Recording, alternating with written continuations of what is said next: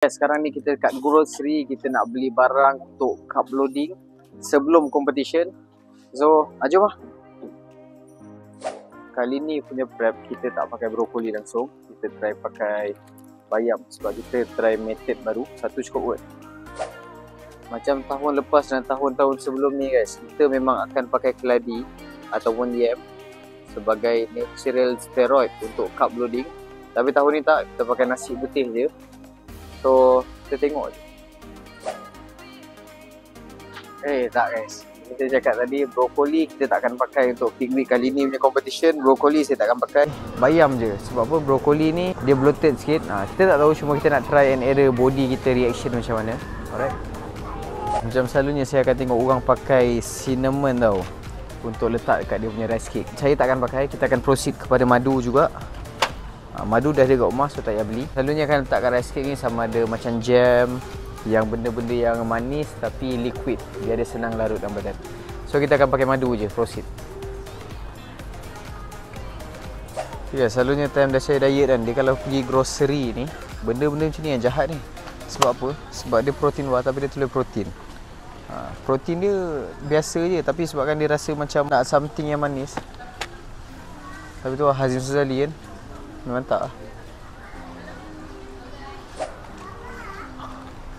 Sedap tu. Ini kena beli tu. Sorry guys. Yang ni kena beli. Ini adalah the most rendah kalori protein bar yang saya pernah jumpa sepanjang-panjang tempat saya pergi. Okay? So kena ambil satu. Sedia time-time dekat protein macam ni, yang buat jahat dia bila kita baca brownie, tapi kita tengok kalori kat belakang dia ni rendah. Kalori rendah tu kita rasa macam nak beli, tapi itulah. Tak payah. Dia nafsu je. Dia macam Zim, lepas kom dah boleh makan ni. Tapi kita buat lain tu. Teringat tahun lepas saya beli ni sebab dia punya marketing dia sugar free. Tapi lepas dah makan satu dia tak cukup. So dia kena habiskan semua, dah jadi kalori dah tak cantik tu. Okey, dia nampak memang sugar free. Satu cukup lah. Tapi bila dah makan satu ni memang akan terbekas. Tahu-tahu habis. So tak payah beli. Ini nampak nice sebab dia rice cake, dalam masa sama dia salut coklat dekat atas tu. Saya pernah try tu tapi dia macam kurang sikit lah. So kita ambil yang basic rice cake biasa. Kalau boleh cari yang unsalted. Dah terus masuk. Sebab dia rendah kalori. Karbohidrat yang light, rendah kalori sangat-sangat membantu lah bila korang dah hujung-hujung nak kom. Lagi macam saya lagi 3 hari nak competition. So satu pieces ni dalam 26 kecal. So, saya selalu makan dalam 2 atau 3. Ni dia unsalted. Okay. Ada flavor dia. Sekejap yang ni boleh, tapi yang ni lagi ni lah. Yang ni lagi light. Lagi light. Lagi light. Betul. Ini sunflower seed, pumpkin seed. Yang ni kosong sebab dia tak ada garam. So yang kena yang semua lebih kurang je kalori dia. Ambil ke makcik pumpkin seed? Pumpkin seed yang ni boleh ambil ni. Apa ke dengan yang boleh kosong?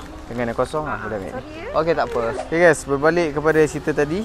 Makcik tu dah ambil saya punya, so kita kena ambil yang lain. Memandangkan tinggal 2 stok je yang unsalted, tapi ini brand ni, kita kena cek brand lain lah. So brand lain contohnya macam ini. Lagi ni korang boleh tengok kat sini. Garam dia kosong.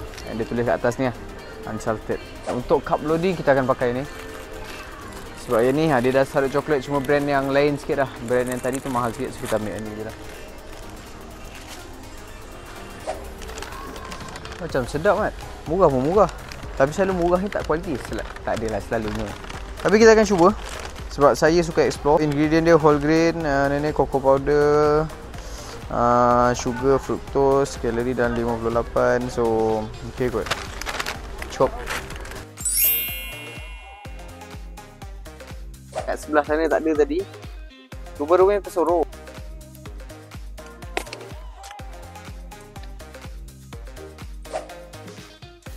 Weh, macam video reverse lah.